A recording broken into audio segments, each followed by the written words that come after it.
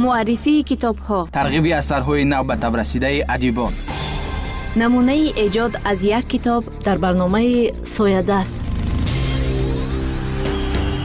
تشریف ادیبان، صحبت جالب و صمیمی و با سویدست، پیشنهاد یک کتاب به کتابخانه ما. با آرزوهای نیک و امیدهای سبز. سویدست از تلویزیون سفینه. امروز در برنامه سویدست به کتابخانه مؤسسه دولتی تلویزیون سفینه ادیب حسن اسویف تشریف آوردند. ارمغان او 3 جلد کتاب‌ها در موضوع روغن می باشد. جلد اول روغن مشعل افروز منطقه، جلد دوم نیروگاه برقی آبی روغن کفالت رشد استوار منطقه و جلد سوم نیروگاه برقی آبی روغن نمونه از اقتصاد سبز منطقه. در واقع معماهای اکولوژی در سده 20 به یکی از پرابلم‌های روزمره جامعه بشری مبادله گشته است. ظهورات این مسائل بنده را وادار نمود که از نقاط علمی با دیدگاه‌های گوناگون معما مشکلات سمت‌های بنیادی نیروگاه روغن را از لحاظ نظروی مورد آموزش قرار دهند. وابسته به این مسائل اگر ارزش‌های علمی را تحلیل و تحقیق نماییم، معلوم می‌گردد که هنوز اشتراکچیان اکسپدیسیون سال 1932 ضرورت بنیاد این نیروگاه را مسئله گذاری نمودند و تاکنون این نیروگاه در یک سطح ضروری بنیاد نگردید. ظهورات آموزش این مسئله از همین نقطه نظر منشأ می‌گیرد. بعداً چطوری که به همگان معلوم است، تاجیکستان در حل مسائل آب همچون کشوری تشبثکار به حساب می رود و محتوای قطعنامه‌های قبول شده که از محتوای قطعنامه‌های قبول شده ضرورت استفاده برای عاقلانه آب را در سطح جهانی به میان می‌گذارد. چون که باید همگان درک نماییم که هدف از قبول قطعنامه‌ها پورا برطرف نمودن معماهای آب در سطح جهانی نبوده، بلکه یک درجه شدتاً پس کردن حل این مسائل در سطح جهانی باشد و از این نقطه نظر ما با تالیف این کتاب شروع نمودم. کتاب‌های مذکور اوید به عمده‌ترین مسئله‌های نیروگاه برقی آبی روغن بحث نموده جنبه‌های گوناگون آن را در سطح منطقه معرفی می‌نماید. برای کارمندان علم، متخصصان، اسپیرانتان و کل علاقه‌مندان ساحه توصیه می‌شود. در این کتاب‌ها اول موقع گئوگرافی روغن را، آن موقعی که در کجا جایگیر است و باید چگونه می‌تواند آینده پرابلم مهمی طلبات با سودشواری را تامین کند.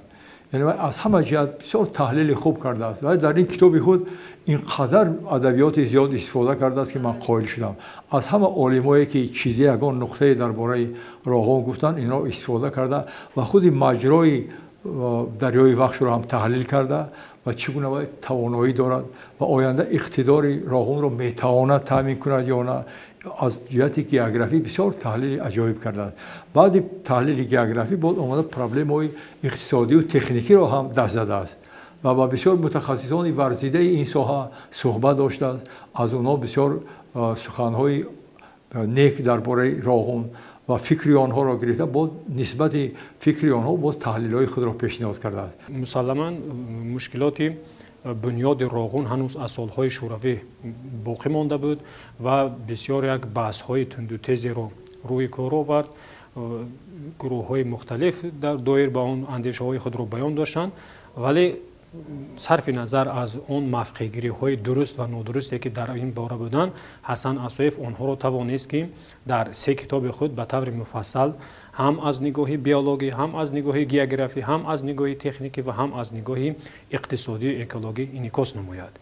جلد اول کتاب مذکور بواسطه به موقع جایگیرشوی و شرایط‌های آب و هوا و عموما شرایط‌های هیدروانرژتیکی تاجیکستان در مجموع حوزه دریای وخش را فرا می‌گیرد.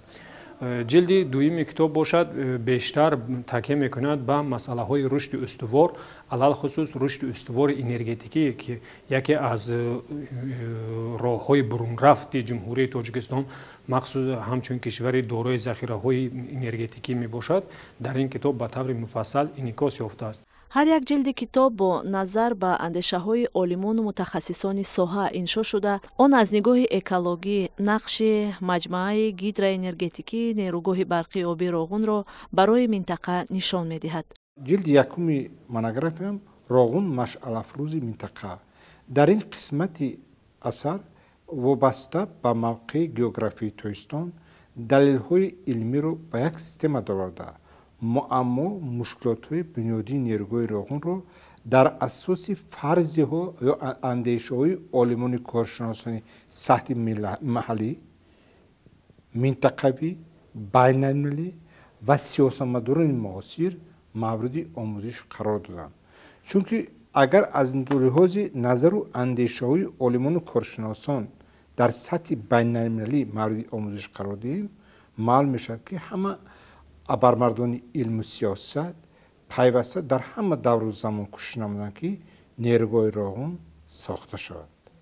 ва аз ин нуқтаи назар ҷилди якум муҳтавояш аз ҳамин нуқтаи назар манша мегирад ва дар ин замина кӯшиш намудам ки нақши нерӯгоҳи Роғунро дар рушди устувори минтақа, ҳамчун нерӯгоҳи Роғун қисмати дуюмро гузоштам, нерӯгоҳи обии Роғун кафолати рушди устувори минтақа. дар ин асар пайваста кӯшиш намудам ки муаммоҳои баҳри Аралро ки пайваста дар илм ва сиёсат мавриди арзёбӣ қарор мегирад, аз лиҳози рушди соҳаи гидроэнергияи Тоҳистон мавриди омӯзиш қарор додам.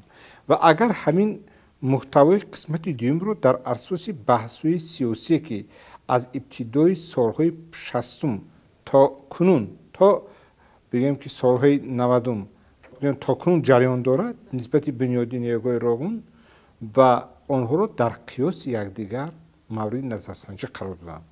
ва таҳлилҳои илмӣ нишон дод ки шояд имрӯз хонанда савол ки он қадномаи муҳтавои ташаббусҳои сарвари давлати мо ва қадномаҳои қабулшуда ба мо чӣ дод. ман дар ин асар ба чунин хулоса намудам ки пеш аз ҳама муҳтавои қадномаҳои қабулшуда ба мо имкон дод ки дар заминаи сиёсати пешгирифтаи пешрои миллат дар асоси тафоҳуми умумии дӯстии халқҳо сарвари давлат ба бунёди нерӯгоҳи Роғун камари ҳиммат баст. ва имрӯз агар воқеан арзишҳои илмиро, афкори матбуотиро, нишондодҳои иҷтимоии ҷомеаро дар қиёс мавриди назар қарор диҳем, бешубҳа гуфта метавонам ки аслан таҳияи ин лоиҳа ба мақсади таҳким бахшидани рушди иқтисодии минтақа нигаронда шудааст. ва аз ҳамин дар асоси назару андешаҳои олимон кӯшиш намудам ки ба ин васила дар ташаккулёбии маърифати экологии халқи тоҷик саъми худро гузорам. дар бораи Ҳасан Асоев ман мехостам гӯям ки ин шахсро ман хело барвақт медонам. бисёр олими ҳам тавоно, ҳам нависанда ва дар вақтҳои солҳои охир вай хело фаъолияти худро пурзур кард. ман аз он ҷиҳат мегӯям ки вай дар баробар он ки ҳамчун олим буд ва ҳамчун пухтакор бисёр чизҳои хуб пешниҳод мекард, бисёр мақолаҳои аҷоиб дар ҳама соҳаҳо, махсусан дар проблемаҳои экология. имрӯз Тоҷикистони мо ки проблемаҳои экологӣ хело мушкил ва рӯбарӯ омадааст, ман дар бисёр мақолаҳое мебинам ки Ҳасан Асоев ҳамун проблемаҳоро бардошта бисёр пешниҳодҳои хуб медиҳад ва ҳамавақт барои ҳалли ҳамин масъала боз чораҷӯиҳо пешниҳод мекунад ва на ҳар кас аз ӯҳдаи ин кор мебарад. барои ҳамин ин хел қобилияти нависандагию қобилияти олимӣ ба ҳар касро худованд муҳайё намекунад. ва ман боз дар он ҷиҳат қоил ҳастам ки вай ба солҳои охир як чанд сол пеш ба масъалаи Роғун даст заданд. масъалае ки бисёр барои Тоҷикистон масъалаи ниҳоят муҳим ва имрӯзу фардои Тоҷикистонро челе ки пешвои миллат муҳтарам Эмомалӣ Раҳмон гуфтанд, ояндаи Тоҷикистон ин ба Роғун вобастагӣ дорад. чаро ки агар Роғун шавад мо аз ҳама буҳронҳои иқтисодию буҳронҳои сӯзишворӣ хоҳем баромад. дар шароитҳои ба монанди ҷумҳурии Тоҷикистон дар шароити кӯҳсор бунёди обанборҳои бо нерӯгоҳҳои азим яке аз заминаҳои асосӣ барои рушди тамоми соҳаҳо мебошад. яъне дар маҷмӯъ китоб ба таври муфассал баёнгари тамоми ҷанбаҳои мусбату манфии бунёди иншооти муҳими аср на танҳо барои тоҷикистон балки барои минтақа яъне нерӯгоҳи барқи оби Роғун мебошад. ин нафар тамоми он сарчашмаҳои ки дар онҳо маълумотҳо роҷеъ ба Роғун дарҷ гардиданд дар маҷмӯъ беш аз 1000 сарчашмаҳоро дар ин се китоб таҳлил намудааст, баррасӣ кардааст ва дар ин замина хулосаҳои илмии худро баён доштааст ки онҳоро метавон ҳамчун як хулосаҳои маҷмӯии илмӣ инъикосгари он бошанд ки воқеан Роғун барои на танҳо ҷумҳурии Тоҷикистон балки барои минтақаи Осияи марказӣ як иншооти бағоят муҳим мебошад. дар ҷумҳурии Тоҷикистон ва амсоли ҷумҳурии Тоҷикистон бар ин кишварҳои кӯсор бунёди нерӯгоҳҳои оби барқӣ бо обанборҳои азим ин аз нигоҳи самаранокии иқтисодию экологӣ бағоят бузургтар аст нисбат ба он обанборҳое ки дар поёнобҳо бунёд карда мешаванд. дар ин китобҳо ин масъалаҳо ба таври муфассал ва ҳамчунин ба забони оммаю равон инъикоси худро ёфтаанд. муаллифи китоб Ҳасан Асоев баҳри таҳким бахшидани амнияти минтақаи Осиёи марказӣ далелу андешаҳои гуногунро ба як низом дароварда зуҳуроти онҳоро бо диди ҷадид мавриди омӯзиш қарор додааст. дар ҷаҳони муосир яке аз масъалаҳои мубрам ин гузаштан ба рушд устувор аст. бояд ҳамагон донем ки рушд устувор рушдест ки густаришёбии иқтисодиёт без зарфиятҳои экологӣ пеш бурда мешавад ва дар асоси далелҳои гуногун нақши нерӯгоҳи Роғунро дар таҳкими иқтисодияти сабзи минтақа дар ин қисмат назару андешаҳои худро баён доштанд. яке аз ҳадафҳои рушди ҳазорсоларо ин гузаштан ба рушди устувор ташкил медиҳад. маҳз бунёди нерӯгоҳи Роғун ва дигар шаҷараҳои генетикии Тоҷикистон имкон медиҳад ки Тоҷикистон дар заминаи рушди соҳаи генетика ва рушди соҳаи сайёҳӣ ва дигар омилҳо метавонад ба иқтисодияти сабз ноил гардад. ва зеро ки мо пайваста вақте ки дар бораи нерӯгоҳи Роғун ҳарф мезанем фақат самти рушди соҳаи энергетикаро дар назар бигирем, вале дар баробари ин бояд тазаккур дод ки бунёди ин нерӯгоҳ аз дигар тараф ба рушди сайёҳии кишварамон такони ҷиддӣ мебахшад. ҳамзамон ба туфайли ин нерӯгоҳ ҳолати мелиоративии қариб 3-4 миллион гектар замини кишварҳои поёноб беҳтар мегардад. яъне ҳамин шакли далели андешаҳо моро водор мекунад ки мебаъд аз нуқоти илмӣ ба омӯзиши чунин масъалаҳои баҳснок шурӯъ намоем ва ҳам аз ҷиҳати назаравӣ ва ҳам аз ҷиҳати амалӣ, чунки пажӯҳиши банда аслан аз лиҳози назаравӣ омӯхта шудаам.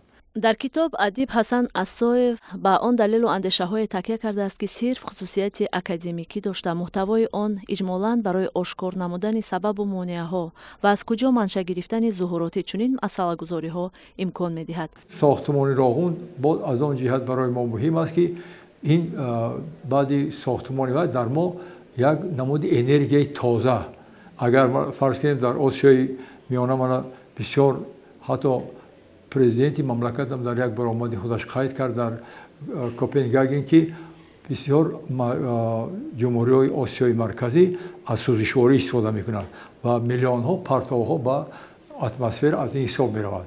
агар мо оянда энергияе ки дар Тоҷикистон аст, энергияи худи Тоҷикистон агар дар як ҷоя гирем 527 миллиард киловатт-соат иқтидори дарёҳои Тоҷикистон ҳастанд ва Роғунро бинед, агар мо Роғунро оянда ба кор андозем ва ин метавонад ки проблемаи не ин ки Тоҷикистонро балки Осиёи марказиро ҳал кунад. яъне ин энергияи тоза истеҳсол мекунад.